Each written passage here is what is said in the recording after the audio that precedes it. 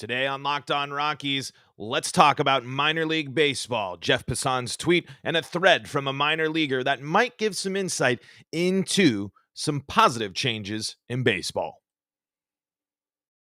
You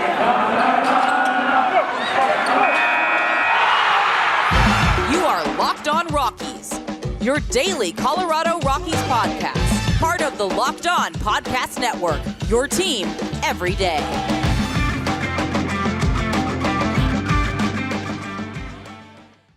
Rock on Rockies fans, welcome into the Locked On Rockies podcast for today. I am your host of the Locked On Rockies podcast, Paul Holden, Rockies fan extraordinaire. Also work in Seattle on the radio.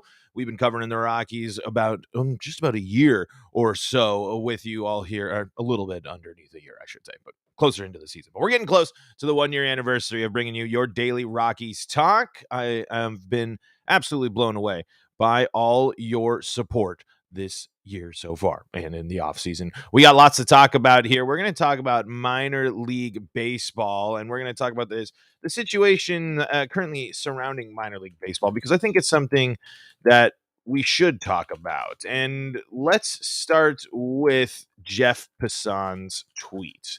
That's going to be the theme of today's show. We're going to basically just talk about the minor leagues, going to give my thoughts kind of on all of this stuff that's gone on. Let's just start here from February 14th. The MLBPA has rejected past offers from MLB that would agree the league can control the number of domestic minor league playing jobs, and plans to formally reject the proposals that would allow MLB to cut from 180 per organization to as few as 150. We are now switching over to Passan's article on ESPN. MLB seeks ability to reduce the size of domestic reserve list in latest labor offer to players union. Again, this is from the 14th, just a heads up there with that headline. Major League Baseball has asked for the ability to eliminate hundreds of minor league playing jobs in its latest labor offer to the MLB Players Association. Sources familiar with the proposal told ESPN. Currently, the domestic reserve list, which governs the number of minor league players a team can roster at any time, is at 180. The league proposed keeping the number at 180 for 2022, but allowing the commissioner's office to reduce the maximum number of players to as few as 150 over the rest of the collective bargaining agreement, sources said. The proposal says the league could adjust the reserves list size up or down. MLB, according to a lead source, has no plans to reduce the size of the list in 2023, but wants flexibility to do so in future seasons. The league previously had proposed controlling the size of the domestic reserve list multiple times, each of which was rejected by the MLBPA, a union source said. While the union has not formally responded to the most recent version of plan, again, February 14th, the source said the players intend to reject it and any future proposals that could cut minor league jobs. Just what are we doing? What is the point of this? Giving control, cutting these players. I just simply don't understand this approach to minor league baseball that's been around for a while, that's getting better now, but still doesn't the whole minor league system just kind of seem slimy to anyone else? I just feel like we hear these stories, we see these pictures, and that's baseball. That's what's going on. That's what we're supposed to sit there and say, that this is the successful system. People that can't afford to live in a house or can't, they have to choose between actually eating and chasing their dream and getting the proper nutrition and training that is necessary. I'm talking even to the lowest of levels, folks.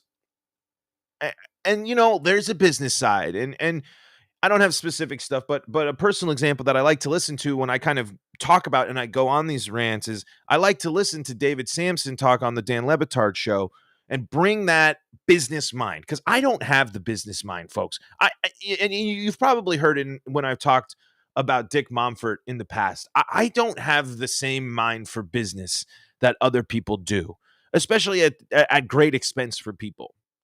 And when we have something that's baseball, that's so mentally taxing and so hard to get to the major leagues, I would say baseball is the hardest sport to go pro in.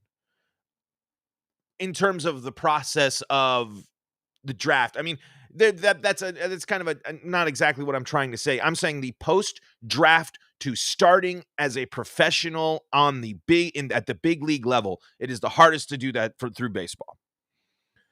Maybe, not the training but still, there's to be a professional of any sort. But I'm just saying, once you're drafted in baseball, that's not the same thing as like you're drafted in football or you're drafted in basketball, where you have a better chance at getting a shot if you're a higher draft pick. Of course, that's not always the case for other draft picks, but just compare the first rounders in all the sports. What's more likely going to happen? That those baseball players drafted in the first round are going to play that following season, or the football, the basketball, the hockey, all those other players are going to start? It's the latter. So why are minor leaguers subjected to such awful conditions? Why is that a thing? Why do you and I know it's getting better. The housing guarantee is a great start. But it's kind of like, huh?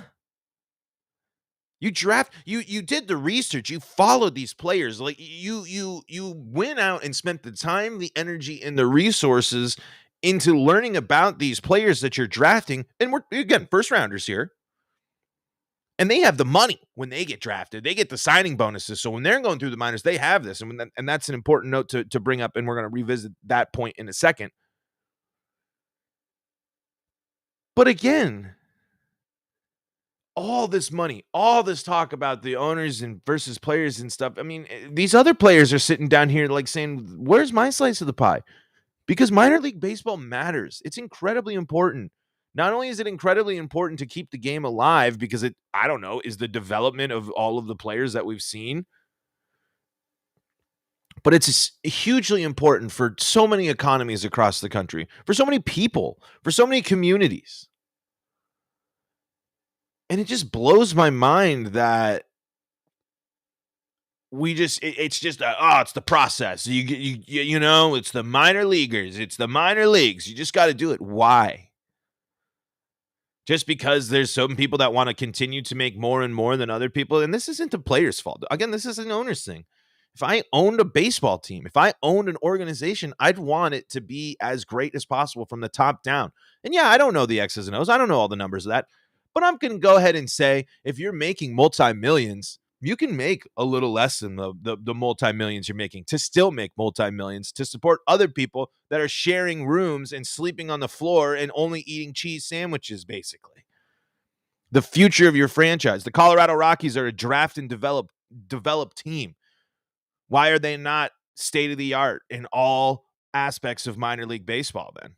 If you truly are buying into the identity of being a draft and develop team, why is your minor league system not one of the best? And why are the facilities? And I'm not saying the facilities aren't, but I'm saying from the top down, because there are great facilities in minor league baseball. There are a lot of people in minor league baseball that do a lot with a little. And there's a lot of people in minor league baseball that do a lot with what they have. And they make some cool stuff. And minor league baseball is one of the coolest things of the summer in the United States because it gives baseball character.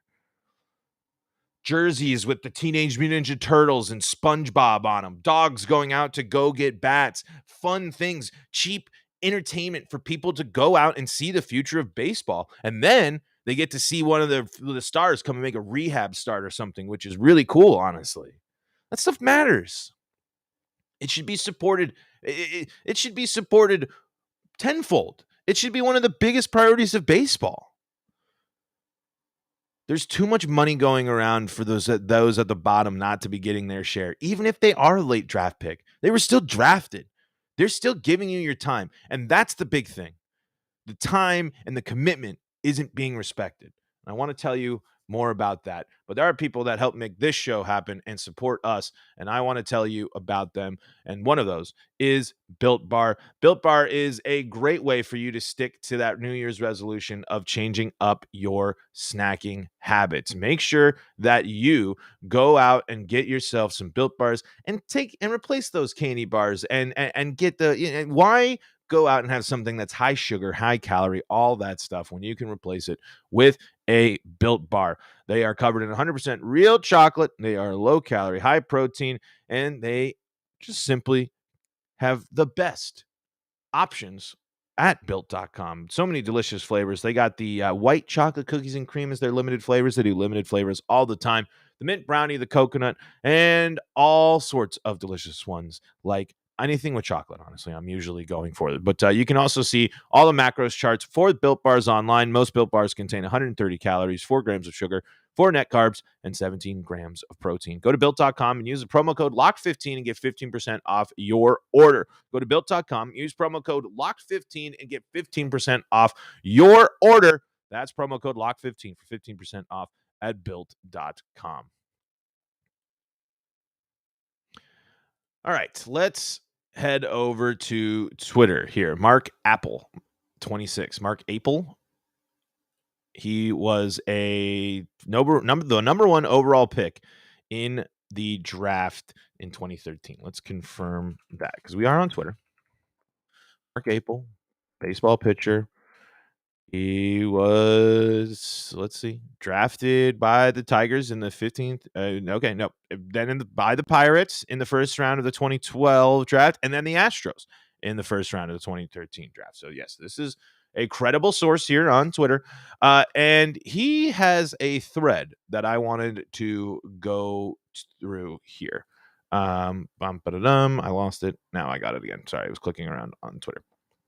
Okay. He says, career minor leaguer here. My thoughts on minor league baseball's problems and potential solution. First, some caveats. I signed for a lot of money and feel fortunate to not know some of the struggles personally, but I've seen them all firsthand. Important to keep. That's good context for him to get. Remember, there is a huge disparity in being drafted in the first round or the first few rounds versus the last rounds, especially in baseball with the bajillions of rounds of drafting that there is. Benny Montgomery is a young guy, but Benny Montgomery got some money. More so than the other Rockies draft picks. I mean, they all got to sign. When they sign, you get that money, but it's definitely very different for each person. Certain organizations care a lot about this and are trying to improve these conditions. Yes, that's again, and that's what I was trying to say. It's getting better. There's, like we said, the housing stuff and the conversation is continuing and growing and I think getting more attention, especially from the top. And it started a lot during the pandemic too, especially like a lot of conversations started. But I think that's are two really good ways to frame this thread we're about to go through here from Mark here. The biggest issue everyone talks about is salary. Some context. Minor league baseball players have to play about 7 seasons before they become free agents. Almost none make it 7 years. They're either released or called up before then. Again, we are from Mark Apple 26. Apple, I feel it looks like Apple. But Apple, A-P-P-E-L. Even if you make it to AAA, you are probably still making less than $4,000 per month for working 10-ish hours per day, 6 to 7 days per week, 5 months a year. That's the time. That's time you can't get back. That's time you're not at school. That's time you're not at another internship. That's time you're not at anything. And being a minor league baseball player, I'm sure is cool. And I'm sure is a nice little thing to add to the resume, but it doesn't always help you when you're trying to reach other things. If baseball doesn't work out and you're trying to get that career experience and you've put 5 seasons of minor league baseball, that's basically 5 years of time of putting, or at least I guess you could do if you're just focusing in season. That's not even fair though, because there's off-season workouts that you have to train yourself in the off-season. And that's another thing we'll get to in the thread. There's so much time that isn't valued that it should be. I hate the notion of free work that isn't volunteer work, that you aren't choosing to give your time as a volunteer. I'm saying time that you are committing to an organization that is supposed to be your employer, that time needs to be valued. And when your employer, you might be able to, but it's just I'm the low A. But that low A is underneath the umbrella of a professional media empire, which is a baseball team. It's not just sports that are big. It's the media empire of the baseball. It's the broadcasting rights. It's advertising. It's everything that's associated with the Rockies, for example. Low A, still affiliated with that. Double A, all those other programs still fall under the umbrella of the Rockies organization. The Rockies can spend more money down there. And honestly, they should. If I'm sitting there, if I'm looking for the next edge in baseball, I'm thinking becoming a state-of-the-art minor league system. Not only do I want good prospects in my system, but I want good facilities. I want prospects that know when they're drafted by my team that they're going to take good care of me. So I think that adds huge, and it takes away some of these stresses that we've seen from plenty of others. Okay, let's go back to Mark's thread here. But I think the salary discussion speaks to the deeper issue, the stress of choosing between performance and survival. Hear me out. Again, we are speaking, we are reading from the thread of Mark, of at Mark APPAL 2026. I feel bad that I'm not getting it. It's one of those ones I'm sure I'm getting. Anyway, the best players are focused solely on one thing, playing baseball and getting better. This is why players have agents, financial advisors, personal chefs, etc., helping navigate life. But most minor leaguers can't afford this or are focused to make choices that don't help them.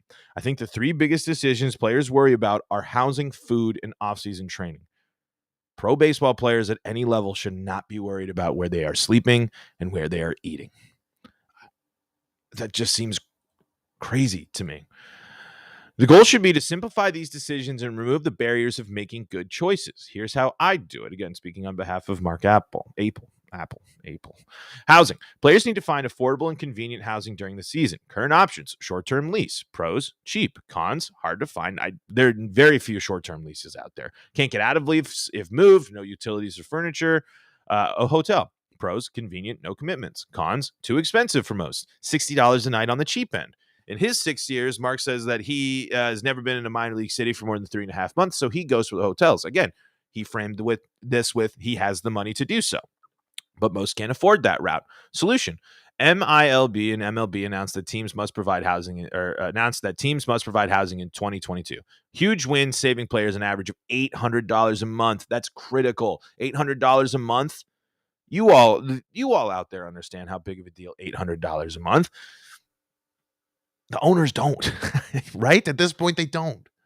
But that's huge. Even that start right there is major. We are still unclear what the provided housing will be. That's a good point, but we have hopes that it will remove one of the biggest stressors for players. Food. Players need to be able to find and afford food with nutritional value for performance. Current options: they can cook. Pros: cheaper, ability to control healthy intake. Cons: takes a lot of planning, food prep. And then here's the important things: can only cook during home series and if you have a kitchen. There's I'm sure, been plenty of times where players have been faced in a situation where they have a microwave. They don't have a stovetop. They don't have an oven. So what type of nutritious food are you actually able to get like that? Number 2, restaurants. Pros: some healthy options, convenient. Cons: expensive, nothing good late night. Field. Pros: free to play, sometimes nutritious. Cons: no control over food quality and nutritional value, often very underwhelming or not enough to perform every night. And he follows this up by saying he firmly believes that every team wants to do this well. Leaving food entirely up to the players is almost impossible because of the daily schedule.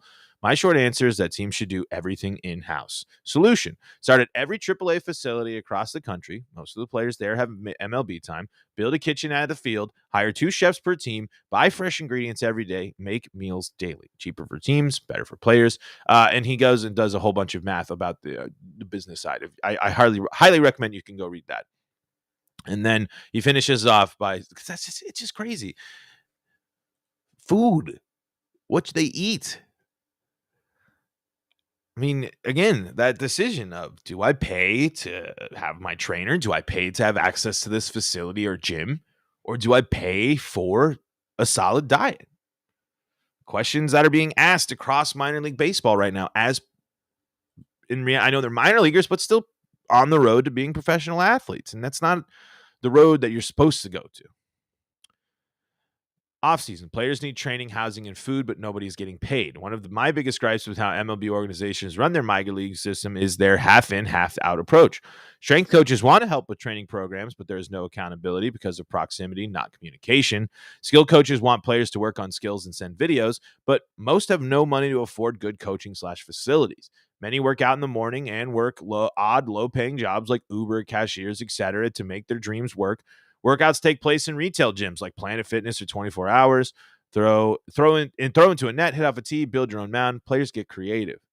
Solution: pay players in the offseason. Easy. Why? Players don't have to worry about affording the resources they need to be prepared for next season. raises competition and creates an expectation. If you don't show up ready, you have no excuse. At the end of the day, I think team should have this approach. Treat players with professionalism and expect professionalism in return. And there's more from Mark there, and he wraps it up, but that's the point. And it goes to your business. It goes to your job today at work. It goes to every single working person in this world. If you are asked to be a professional, if you are asked to hold yourself to high standards, if you are asked to put in the highest level of work possible, then you should be treated with the same respect, because if you are showing that, then you are putting in that time, you are putting in that energy, and you are putting in that work. And that should be reflected not only in pay, but respect from your organization. What does it say about Major League Baseball that players have to come up? Do we think that they earn their stripes, that they're going to be better at hitting doubles because they didn't know whether to pay for a strength coach or to be able to eat that week? It's dumb. It's dumb. There's so much money in sports. There's so much money involved in so many things that it's just, again, what's the solution? Yeah, you pay them. You pay them in the offseason. Why? Because they're going to contribute huge to your organization down the line, hopefully. Every player you draft, don't you have the hope that that player is going to contribute to your team at the major league level? Isn't that the whole point of drafting? So why are they not treated as such? Why is it okay that we let owners lift trophies at the end of seasons and celebrate when they're the ones up there making money after money after, I'm saying making money after money. I'm like, that's what it's saying, but they're making all this money while players are out there sacrificing everything. And yes, they get paid, but what about the ones that didn't get paid? What about all the players that are in the system and didn't make it big? What about all the players that contribute to make the system work and the machine move that aren't holding the trophy, that you'll never see from your owner's press box, from your owner's office at your big company? Like, does it truly make sense? No, it doesn't. Invest in your team from the top down. And I think, because why not? Why wouldn't you? Why don't you want to be the best from the top down? Something to think about.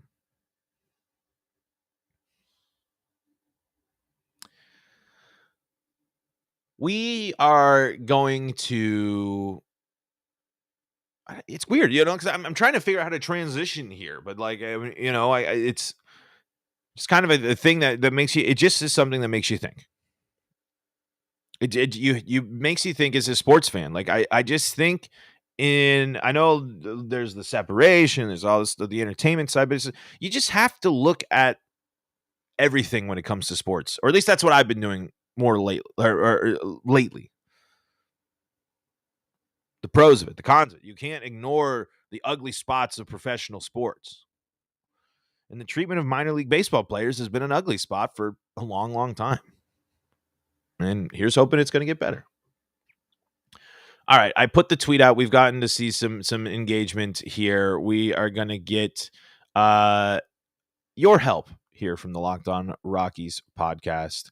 But before we do that, I got to tell you about some of more of the folks that help make this show possible, and that's BetOnline.net. Football might be over for this season, but basketball is in full steam for both pro and college hoops. From the latest odds, totals, player performance, props to where the next fired coach is going to land, BetOnline.net is the number one spot for all your sports betting needs. BetOnline remains the number one spot for your sports scores, podcasts, and news this season. Not just the number one, but the best. I mean, if you're number one, you're the best. So BetOnline.net is the number one best. And it's not just basketball. BetOnline.net is your source for hockey, boxing, UFC odds, right to the Olympic coverage and information. Head to the website today or use your mobile device to learn more about the trends and action at BetOnline.net. BetOnline, where the game starts.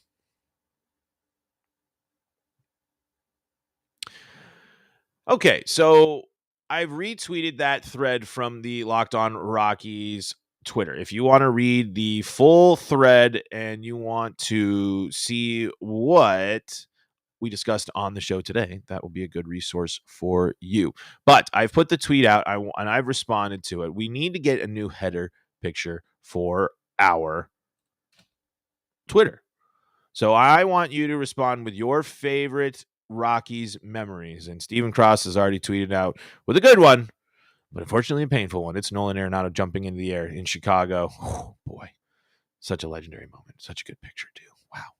I love those people are some of the ones I'm in the most. And I know it's some people are like, oh, they're just hitting the button a bunch of times. But it's so important to have those pictures. It's those things are so the Todd Helton's, the Nolan jumping picture there. Of course, the Nolan picture after the cycle home run. Man, it's just that feeling when you're going in there and probably editing your photos. And you're like, tick, tick, tick, and then you're like going through like all 100,000 of them, and then you're like, wow, that's the one. And that just used over and over because it's just so iconic. I mean, it just flashes you back. They just have such a great power of sucking you back into the moment. But folks, that is going to do it for today's episode of Locked On Rockies. Go out there and tell me your favorite Rockies moment in picture form. Reply to our thread, and I want to get your involvement. I want you all to help have a voice in the Twitter profile. We will be back in action soon. I'm trying to figure out the schedule. I don't have it in front of me right now, but you can follow Locked On Rockies on Twitter so you can stay up to date with all things Locked On Rockies. You can follow me at Paul Holden 33. You can also follow the Locked On Podcast Network because we thank you for making Locked On Rockies your first listen of the day. You can check out Locked On Broncos, Nuggets, and Avalanche to stay up to date with all of those Colorado sports teams. And like I said, follow us at LO Rockies. Help us get to 50 YouTube subscribers by heading over to YouTube and subscribing to us on YouTube at LO Rockies. Actually, no, just Locked On Rockies, but LO Rockies is the Twitter if you want to go support there. Folks, until next time, I'm Paul Holden saying so long from the Locked On Rockies podcast.